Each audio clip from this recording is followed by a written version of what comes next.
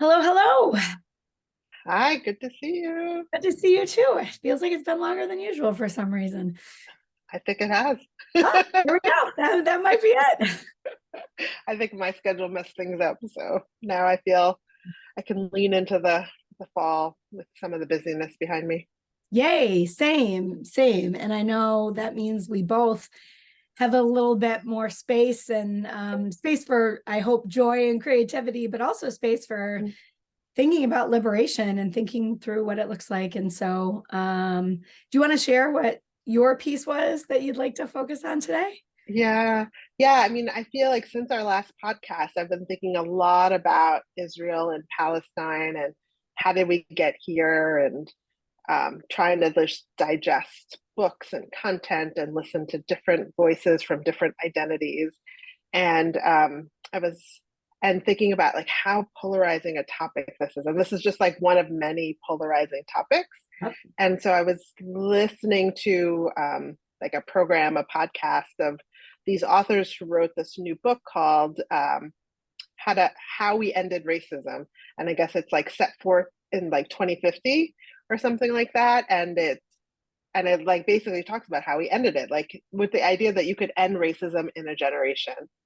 And it's like a radical idea, but one of the things that they coined in that book is this idea of instead of calling people in, calling people forward, which I really appreciated because I feel like we've moved from calling out to calling in, and then like this new phrase is calling forward that they've coined. And I've been thinking about how since our last podcast, which was on Israel, Gaza, Palestine, um, like I've sent things in my newsletter, other places where people have been calling me in, right? And some of them I respond to differently than others, and I've been trying to unpack like, is there a part of me that's like unaware, that's like defensive, that is, causing harm. And then I realized it depends what people are calling me into.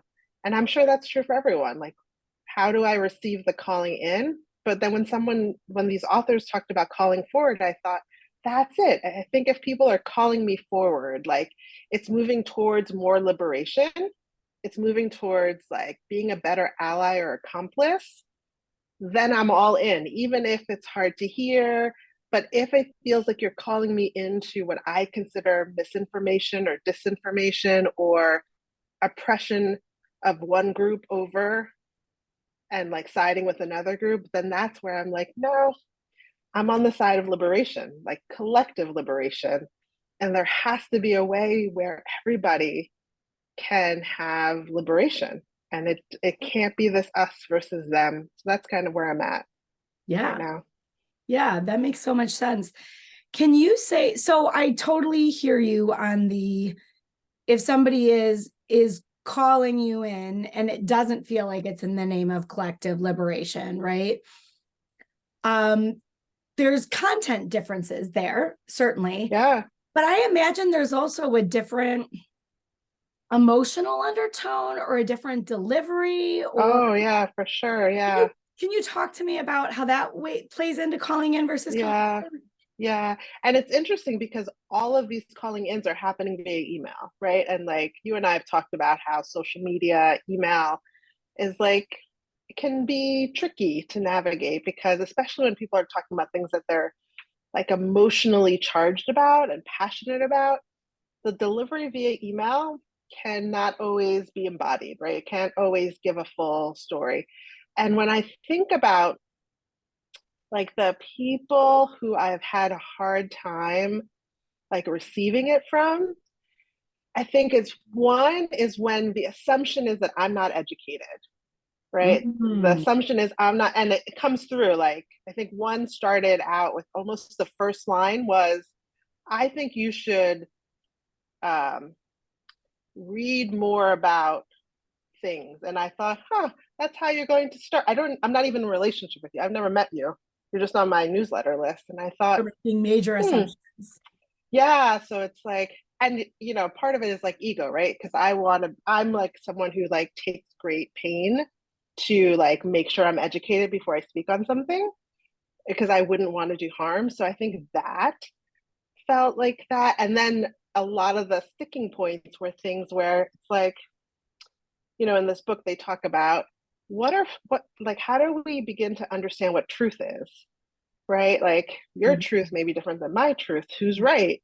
Um, and so what's the difference between facts and like assessments or stories we tell ourselves? And what Mhm. I've been trying to figure out is what are the facts, right? What are the facts around Israel and Palestine, or whatever it is that's the polarizing? What are the facts? And then what's the story I'm telling, or what's the interpretation that I Mhm. have about it? And so I think that's where we get caught up, right? Is when people, for me anyway, is when people are telling me their assessment of things. And then it's like, well, so this person wanted to like have um, a conversation. And I said, well, I'm happy to have a conversation if it's about curiosity about our differing Yes. opinions, but not if Yes. the assumption that I'm not educated and you want to convince me of your point of view. Because I said, I'm not sure how that's good for me or what I'm going to get out of that. And so I think it's that is like, I love curiosity, but Yes. not, and I think for me, I think over time, I've learned I'm not trying to convince people of anything. This is what my assessment is. This is what my beliefs are. I'm not saying it's fact. I'm just saying this is what I think. And I think about like, how do we have conversations where we don't all have to agree? Like, I have friends or family members where we don't agree on all the same things, but perhaps there's still respect. Maybe there's still like some common understanding of like, you don't have to be the same people. Yes. And so you talked about this calling in or calling forward right before we logged on. And when you asked me what I was thinking about, it goes right along with this because I've been sitting in deep reflection about all these things and we got called in together. And so I've just been sitting in a lot of reflection and I continue to think about every day, am I going to post something on social media about Gaza, Palestine, Israel? And I keep choosing not to. And it's in part because for me, calling forward or calling in, it is more impactful for me because I think it's just done more effectively when we're in relationship or in community. And the way that I see this kind of stuff play out basically online and in social media is with just such a tremendous amount of assumptions and vitriol and oversimplification and in the binary. And it's really unfortunate because it starts to feel like we can't have these conversations in groups because that has become the norm. And so I think there's a lot of people, myself included, who are desperate to have these conversations in a group. I'm having lots of private conversations, lots of one-on-one conversations, but I would love to have these kind of complicated conversations with a group of people. And unfortunately, I think so many of us rely on social media to do that. But then it winds up being this terrible thing where nobody listens and nobody's curious. And oh, so I've just been thinking a lot about community and how do we in the macro but also really in the micro, how do we create intentional communities where there are shared explicit goals and like boundaries and rules for how we talk about things, but people that we can go to. And maybe some people are just lucky and they have this in their family or they've got a big group of friends, like, Mm-hmm. but for those of us who are not as fortunate, what does Right. that look like? Because that's feeling so important to me in these last several Mm-hmm. years, in terms of my intensifying my personal journey toward collective liberation. So anyway, that was a long tangent, but Yeah. that's what I Yeah. just thought you think about. Yeah, I had been limiting posting on social media because in the last probably 4 or 5 months I've really like taken a break. Like I will scroll and read what people are writing about, but I personally had not been posting much. And then I don't know what came over me last weekend. And I was like, I also don't want to be silent, because Yeah. I feel like I have the professional page and then I have my personal page. Right. And I felt on my personal page, I was like, I don't want to be silent here because I feel like, I don't know. So then it becomes, well, what can I post that I feel is about pro-liberation, and that there has to be a way for all of these countries or all of these places to be free. And I still got like people commenting on it, which was fine. I don't mind people commenting on it as long as I feel clear that what I was trying to say was clear. But I've had the gift of being able to have group conversations about it recently. And I think part of it has been in my membership, my anti-racism membership community. But even that has been risky at times, because I go into these thinking like, who's going to be here? What are their identities? Yeah, they're all signed up for anti-racism in some sort of way, but that doesn't mean that translates to this topic. And I've been surprisingly pleased by like the conversations that I had. And then I hosted something outside of my membership community on Friday, Solidarity in a Time of Polarization, and it was free. And like 35 people came. And I also, it's different when you're in community because there are agreements, right? It's like, this is how we're agreeing to be in relationship together. So I had to like simulate that at the beginning in some sort of way. But that actually ended up being a really lovely conversation.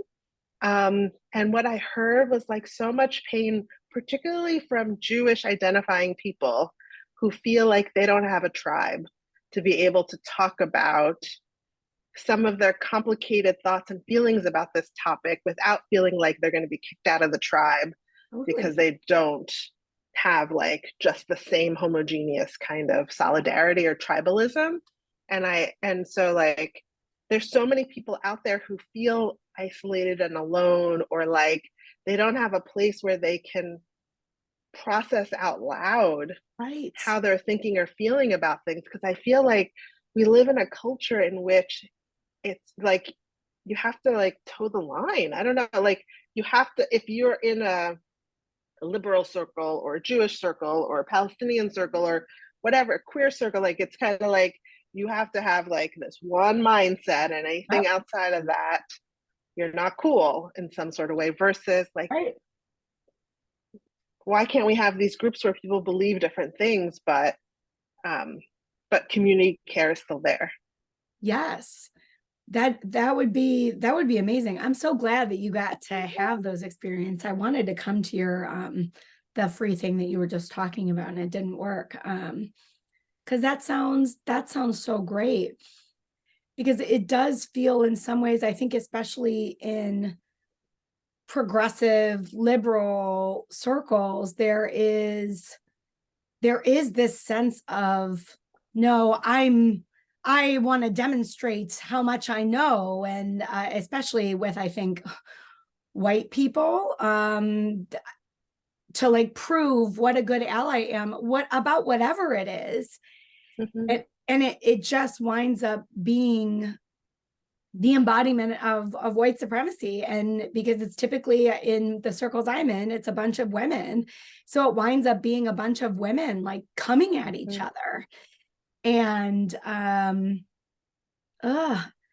all thinking that they're right and they're going to be teaching people, and I need to be using my privilege and power to like call people like out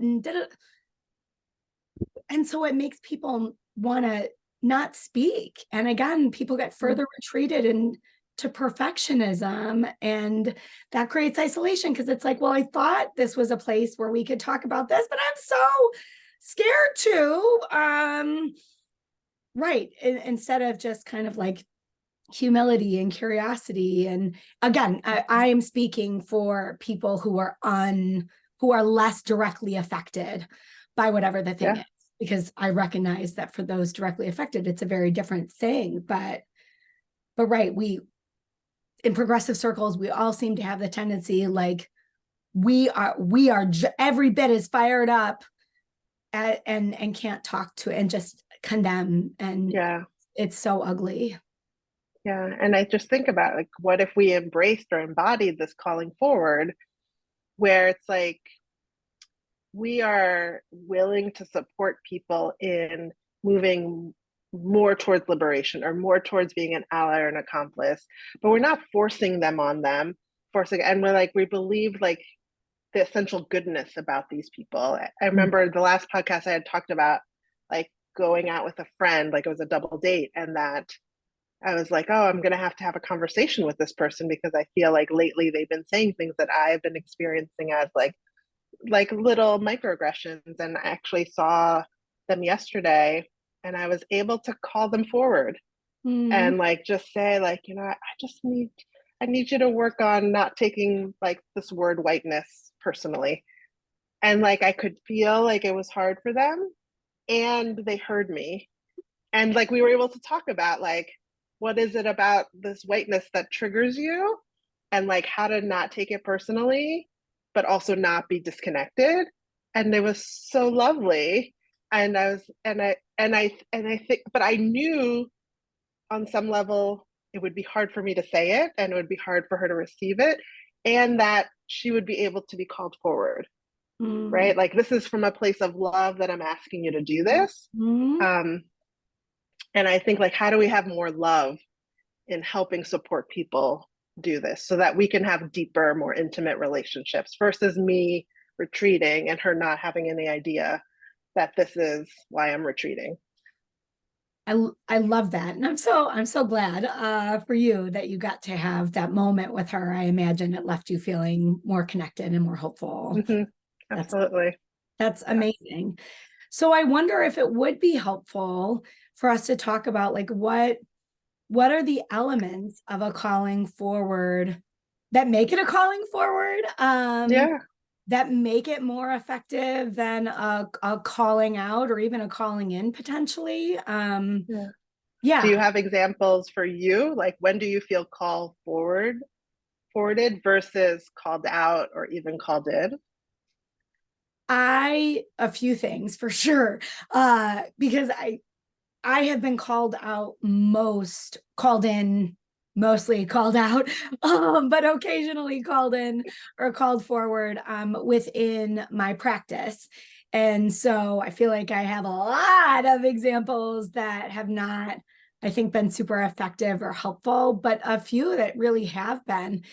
And so I think when it's in private, those times have just felt more genuine to me, where somebody is really wanting to share their experience of something with me. And when it's in front of others, it feels very like I'm condemning you. And there's the fact that it's happening in public where other people are seeing it. If it was presented in a way that demonstrated curiosity, whatever, that would be fine to have it be in public. But I think what tends to correlate in my experience is that if it's in public, it's going to be a condemnation of you, and it's going to assume bad intent. There's going to be a moral high horseness to it. So in private, when there's curiosity and humility, yeah, when there's the assumption of best intent, but we can talk about impact. Impact is different than intentions. Mm-hmm. But I think it's helpful to just have at least neutrality when it comes to intent, rather than the assumption that somebody was trying to be terrible, Mm-hmm. Yeah, those are so right. So private, humble, curious, and intent neutral, I think are some of the things that I have found to be really, really helpful. Does that make sense? Is that even Yeah. fair to ask? Yeah. Yeah. I mean, I guess I think like we should have tiers, right? Like this is like the ultimate. And then like what would be the next level? Yeah. Because I think when I agree with all that you said, probably the only thing I would add, like with a little bit more nuance, is I appreciate when people speak from the I, right? Like this Yes. is what I this Good is what I call. heard. right? Because I've been on like, I have found myself on these like email lists where it's like a small group of people, and I'm like, how did I get here? Probably because I'm pro-liberation, so people always think I'm on their side. Even though I'm not on a side, I'm on a side of liberation. And like sometimes when people say things and I'm like, ouch, that didn't sound good. So I'll reflect back what I heard, right? Like my interpretation of what I heard, not verbatim what I heard. And like that gives people a chance to clarify or to double down, right? And so I feel like Love that. I love when people are like some of these emails that I've gotten. I was like, you're not even like, I never even said that thing, right? Like, so it's like maybe that's what you heard because I'm talking about anti-racism, and most people usually think anti-racism means black or white, versus like to me it means so much more than that. So I think about, I've really tried as a leader, especially like being a director of an established team that I'm just coming in, I'm only 4 months into, like how can I be called in or call forwarded in a team meeting, in a staff meeting, right? Like that I've worked hard to build the capacity to do that, because sometimes that's where it comes up. And if it could be done one-on-one, I'd rather that. And I think that there's a vibe sometimes people have. Absolutely. Right. And so I feel like if it's about calling me forward, like you believe I could do better, then I can hear it wherever. That's right. But if it feels like a personal attack, that's the difference. Then I feel like, because one thing is about who I am and the other one is about more like a thing I did. And like for me that feels different.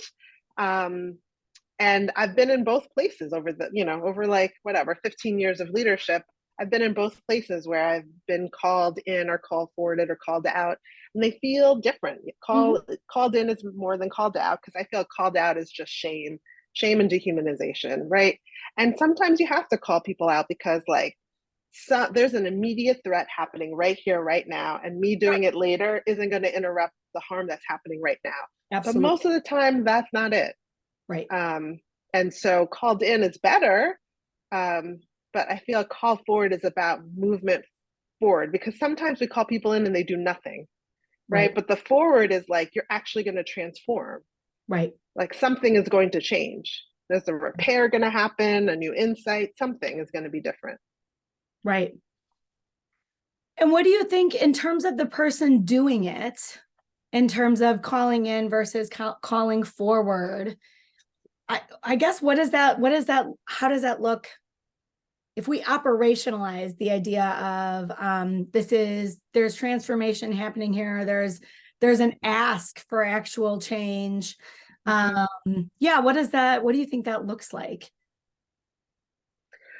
Well, I'll share an example of what happened for me. So after our last podcast, like the two of us had gotten a called in email, and then I had gotten this other email that was a called in, but both felt like call forwards. But I think the ask was, I think these were Palestinian identifying people who like felt our hesitation in our last podcast, right? Like they felt, and I think we both knew, like we both said we were scared to talk about this polarizing topic. And I think like, even though I was clear that I'm pro-liberation and I'm looking at power analysis and all that stuff, like that it felt like I wasn't a strong enough ally or accomplice to the plight of Palestinian people. Right. In that podcast. That's what I heard. Right. Even though they knew that I probably was, but the way that I sounded made it hesitant because I was trying to please lots of people. Right. And so it felt like a call forward. So then I sent a newsletter that more clearly said my point of view, right? Which it still is nothing against Jewish people. Like I don't want harm to happen to them or the Israeli civilians. And yet I want oppression to stop. Yeah. And I want all lives to matter. and that there are some lives that are not mattering as much as others, right? Right. And that got, once I sent that, I got some thank yous, and then I got some other people calling me in, but they were calling me into something Right. I cannot do the thing that they want, because for me that would be call backward, if that was a phrase, because it would be like everything I espouse around anti-racism, anti-oppression, I would be throwing out the window in Right. order to appease them, versus like, what do I think is good for our descendants? Right. What kind of ancestor do I want to be? And that might mean you might not like what I have to say. So Right. just because we're called in doesn't mean that there's something that we need to do. Mm-hmm. Yeah. And I love that you're saying that too, because I think there is an implication that if we're called in, then I think, especially as a white person, my kind of visceral experience of this was, if you're called in, it means you're wrong. It means you need, like, ought to be very, very sorry. It means you need to do a lot of thinking about, and perhaps that is the case some of the time. But I love this, again, just expands in, there's a bigger window than that, especially around really complicated things. And so I think it just gives all of us like the opportunity to pause, right? Coming back to the name of just can we just pause for a minute? Right. Can we check in with our bodies and make sure we're regulated? Because again, in this world where everything is like respond, like quick, urgent, I think I can easily forget that it's not only do I have like the opportunity, but I perhaps really should pause, become embodied, reflect, give myself some time when I'm being called in or called forward, in order to respond in the most helpful, authentic, way. So I really like that you said that. Yeah. And I think I'm leaning on the side of awaken, right? Like, I've been awakened to like, oh, there's a complicated history here. And the way that people interpret the facts is different. And so much of anti-oppression is like looking at historical context. So it's not just what's happening right here. It's not just what's happened in the last 5 or 6 weeks. It's like, how has this been brewing for like over 100 years? And how do I understand that history? And how do I do a power analysis that not everybody is coming here with the same power, the same resources? And so like the awakening is like, it may be painful for some people to hear a thing called a thing that that's not their perception, but that's where I'm at in my awakening. And I can't undo that awakening. And and I think I also, when I offer forums where people can come and have dialogues and they don't come for whatever reason, but then send me an email, like, I feel like that's energy I'm not willing to, that's right, to give, right? It's like, well, you can come talk to me over here. Because like, we don't really have a relationship that I would then do this emotional labor. Yeah, absolutely. And I think that conversations that I've been having are part of why they're so helpful, is the ability to hear perspectives I wouldn't have access to otherwise in terms of real relationship, right? And so that's the part where we've been doing this a little bit at my practice.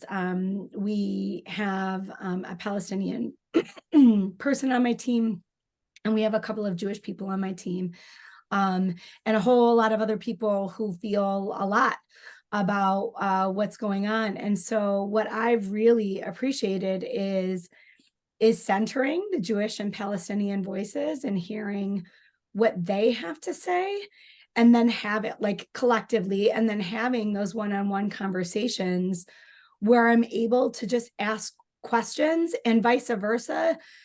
because we know nobody's going to come out swinging, and that we can just be curious together and learn from one another.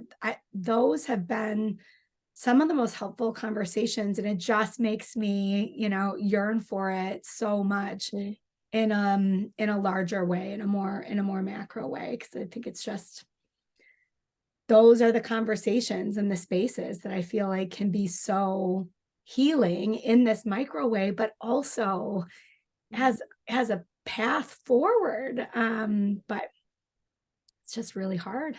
It's really hard. Yeah, absolutely. I appreciated the, like, who do we center in these conversations, right? Like, I've tried to really read things from both sides, both voices, right? Just because I feel like, yeah, I could have my opinions, but at the end of the day, I don't want to put myself in this. I want to like support the people who are most impacted. Yep. And figure out like what, if any, like privilege do I have? What, if any, ways I can amplify voices? Yep. What are they asking that they need? And it's heartbreaking to see just the level of pain, and the noise that comes with that. Yeah. And by that I mean, I don't know, it just feels like people are fighting, but I don't think we're getting to the core issues. That's right. And so, which I imagine we didn't get to the core issues all of these years. Like, because I think I heard someone say, well, there was peace before October 7th. And then, but everything I've heard, that wasn't true. So Right. like, who thought it was peaceful? Right. And who thought they were oppressed? Right. And like that like level of Disconnect. such different perceptions. Yeah. Yeah, absolutely. Absolutely. And I think that's the other reason why I love the idea of, because I've been thinking about access to information too, right? Like, as we talked about, where are we getting our information from, and how do we know that it's valid? And if we're only getting information that feeds our perspective, then we're missing a lot of information. So how do we get it's access to information and the validity of that information? And I think about that not just in terms of, Israel, Palestine, and Gaza, but just in general. How do we get access to the information that we need, when so much of the information we need to take care of ourselves and other people, there's a gatekeeping aspect to it, which is that way here with this conflict as well, right? Like, the media gatekeeps so much, and then there's all that to wade through. But when we're on our own, now we've got to figure out how to get the information we need on our own. And that's really tricky and makes us so vulnerable to just falling into like, I only talk to this person or watch this news media outlet or whatever. Or I just don't seek it out because now I'm just frozen and paralyzed because I'm so overwhelmed and I'm in it alone. But when we're in community, that's also part of how we get information. When we have intentional and diverse communities, with shared goals and explicit ideas about how we connect and relate, that's part of how we get information. I just had my 504 meeting for my kiddo. And the only reason I was able to come into that meeting to advocate for my kid in a really specific way is because I was talking to another mom who was telling me that they've got this executive functioning class. I was like, well, I didn't know about that class. And I only found out because of my friendship with her, which is what allowed me to get the information I needed to advocate. So I think about being in loving and diverse community is part of what allows us to get access to the information we need, but it also informs our voice to be able to own our voice and our power. Because I find even when we're not in community, if we have access to information, the oppressor lives within, right? Like, do I feel like I can take up space in this way? So it was super tangential, but no.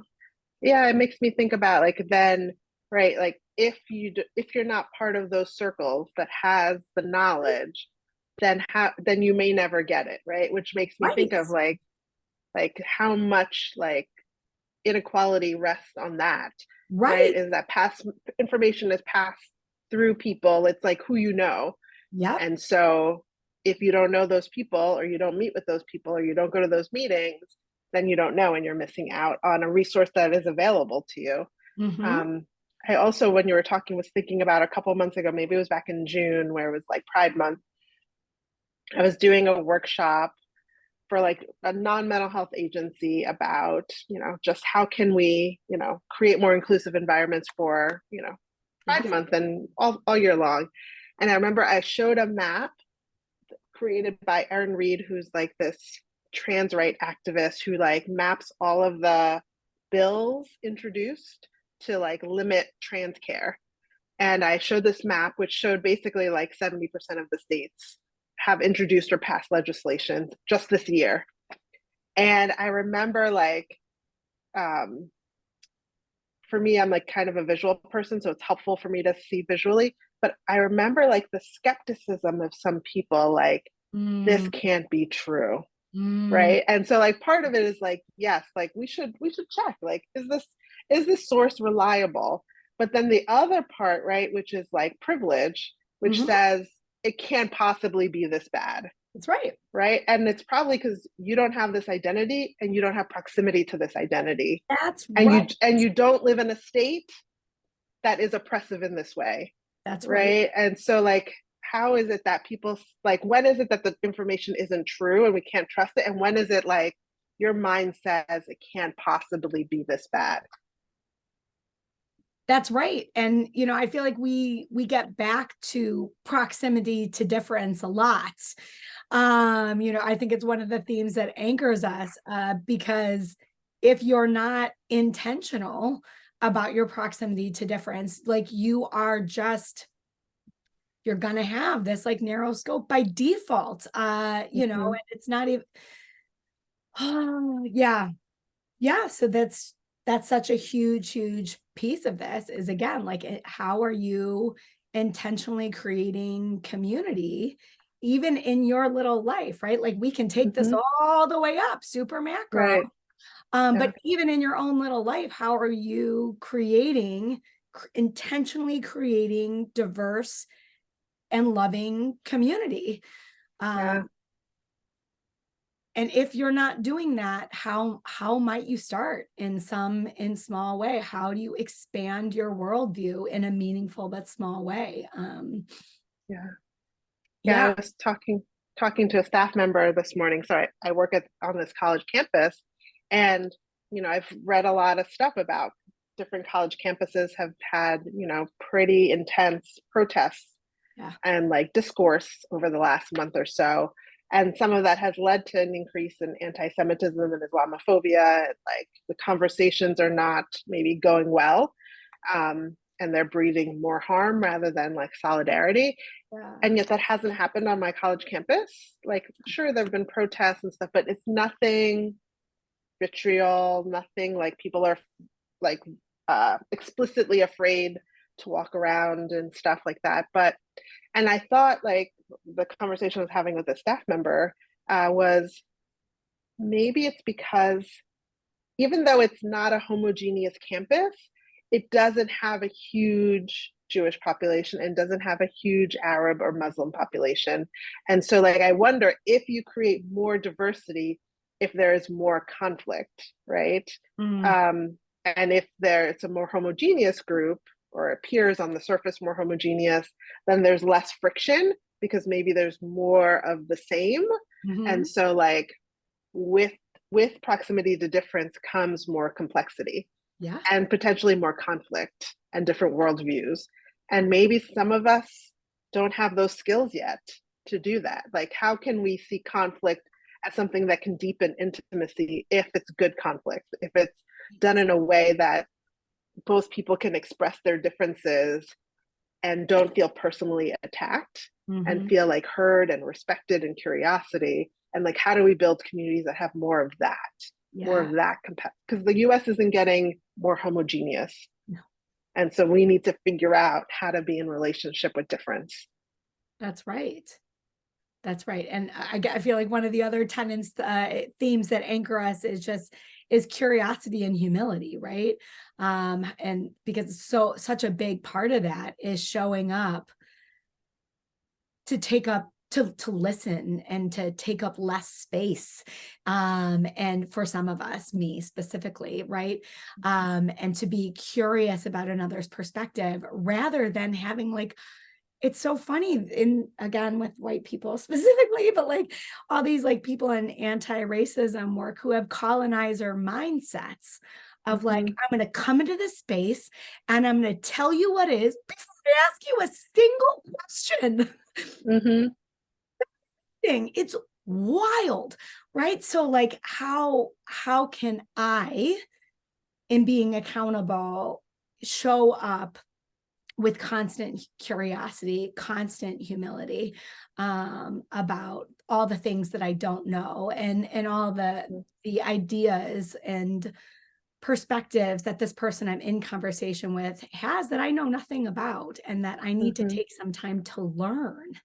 Right. If there's going to be anything productive that happens. Right. Yeah.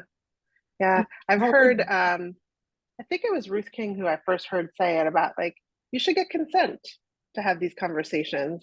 And I remember it was like revolutionary when she said it a couple of years ago. I was like, oh, right. Yeah. Cause sometimes, right, like maybe that's what we add to our list, right? Is this a good time for us to have a chat? Right? Because sometimes timing is our enemy, right? Like there are times where like I'm like so overwhelmed or I'm so tired. I just don't have the capacity. But if you told me, it's kind of like my kids, like when they want to buy stuff, they know don't ask me at 10 p.m. Like, you know, you can ask me at 5 a.m. And so like it's just you just should know your audience. You should know the people in your relationship with. So my kids know I'm a morning person. So like that's where I have capacity to do all the things.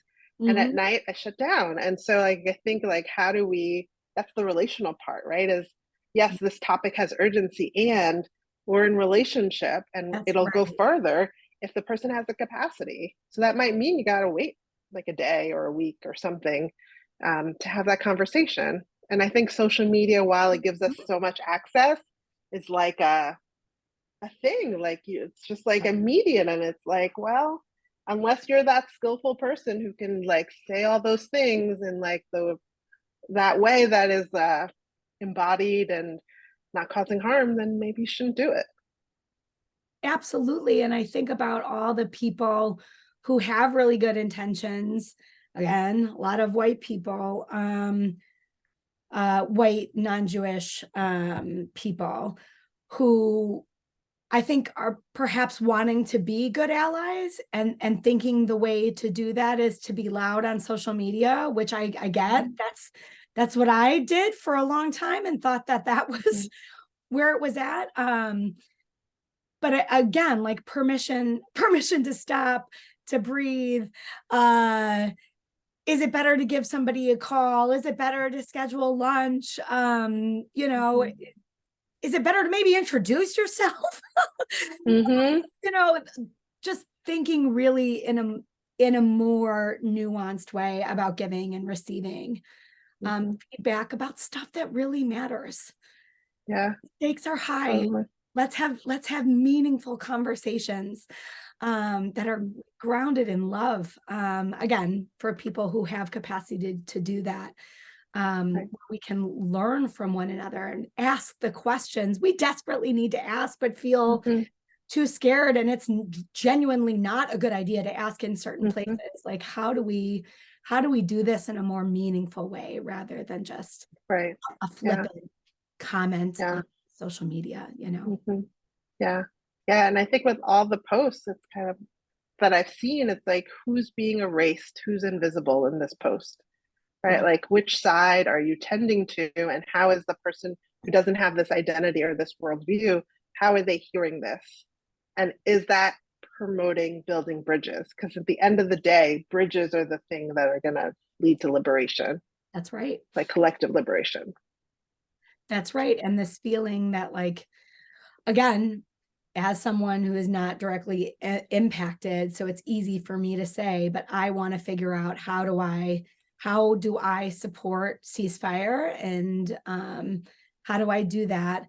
And also, how do I support my Jewish friends in a sense of safety? And what is my role into helping, right, into understanding and embodying and really embodying and being out in the world in a way that says like collective liberation is just that. Right. It is collective, and no one's free unless all of us are free. And so how do I embody that in the world, Right. Yeah. And that no group is a monolith, right? Is that even amongst the Jewish identity, they have differing views about this and different relationship to Israel and different understandings of what would peace look like and what would liberation look like. And so like, how do we also like keep that complexity in mind, that even within a group, a marginalized group, there is difference in there. And intentionally make room for that, right? So that again, those voices that are not heard or don't feel as comfortable, they've got some space to share in a way that can be helpful for other folks. Right. Yeah. And that at the end of the day, so many people are afraid. Yeah. So many people are afraid. And so like, how do we as a community tend to all of this real fear? Right. And how do we find a solution? That's right. Because what we know about the nervous system is like fear, especially mortal fear, which is grounded in reality for a lot of people right now, that gets in the way of us being able to do higher order things. Like listen with curiosity, right? So, right, we can't expect people to be able to navigate the complexity of this when they're worried about their lives and their families' lives. And so, yeah, I feel like part of my growing edge over the last year or so has been, how can I still be like unapologetic in my anti-racism, anti-oppression liberation work, but in a way that's softer? Like that is more nuanced. That is, I guess, like more, I can't think of a better word than complicated, is that like, what if like people cannot espouse anti-racism, but they could still live a good life that is about treating people well? And how do I expand what I think are anti-racist outcomes? Right? If I'm only looking for people to say certain words, that I might be missing out on people who will never say the words, but their actions will actually be better than the people who are saying the words, but not actually living into it. I love that. And one of the main reasons I love talking to you so much is this all complicates what is so easy to be narrow, right? And I think that's one of my passions in life is complicating things, complicating conversations, queering, right? We talked about that a lot. Like, I just want to queer everything all the time. Because I feel like that's oftentimes the truth of something. And there's so many things that are required to do that in a way that is appropriate and doesn't do harm and shows up with curiosity and humility. But I feel like queering everything is a helpful goal to keep in mind. Yeah, absolutely. Yeah, that's a great place to end. Queering our world. Yeah. Can I ask really quick? I think it's helpful for any of our listeners. This felt so much more comfortable to me than the last time. I'm curious how this conversation felt as opposed to last time. Like real time debrief, real quick. Yeah. I think it felt more comfortable, but I also think I'm more awake. Like I feel like I've evolved in my stance since that conversation. So it's almost like when I sent that newsletter that says, I want to amplify the voices of Palestinian people, and I've been reading this book and like on like Palestinian history. Like once I did that, which was scary to hit send, because I was like, you're not neutral here. You're like picking a side, even you're still pro-liberation, but people who live in the binary, which is most people, our brains go to the binary.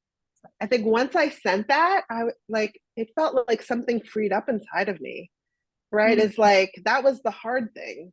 And I think in the podcast, which was before that, I was still in the, ooh, this is really gonna Yeah. be received by some people as harmful. Right. Um, and in some ways it was in its hesitancy, like it would have been anyway, Right. because, and that reminded me, I mean, that's why anti-racism, anti-oppression is so hard, because you're not being neutral. Right. And so inevitably, like, I had to remind myself, like, that means you're doing something right if you're getting emails from people saying, I didn't like what you said, right? Like, that means I've done something. And even if we're neutral, people are not going to like what we say, right? Because then we're being neutral and we're not on the side of liberation publicly. Right. So yeah, this feels good, but I also feel like I'm in a different place. Like, liberation has happened inside of me that says, I want to be on the right side of history, and I'm saying this is the right side of history, liberation. Right. So Right. I love that. Yeah, that is my felt experience as well, that I think it was so, I knew what I thought and felt and said it, but there was a bit of a mixed message there, right? yeah, Because same. Yeah. the emotional undertone did not convey clarity, it conveyed fear. Right. And yeah, and so still saying a lot of the same stuff, but I feel like Right. it's a match this time, which Right. is so Yeah. helpful for me, and then Right. Yeah. for anybody listening. It just, there's not as much dissonance, which is good. Yeah, Yeah, absolutely. Yay. Always a pleasure. it was a pleasure. All right. Like, subscribe, share, do all the things, folks. We'd Yeah, appreciate check us out on all the platforms where you can find podcasts. Rest and Awaken. it. Okay. Thanks. Take care. Shoot.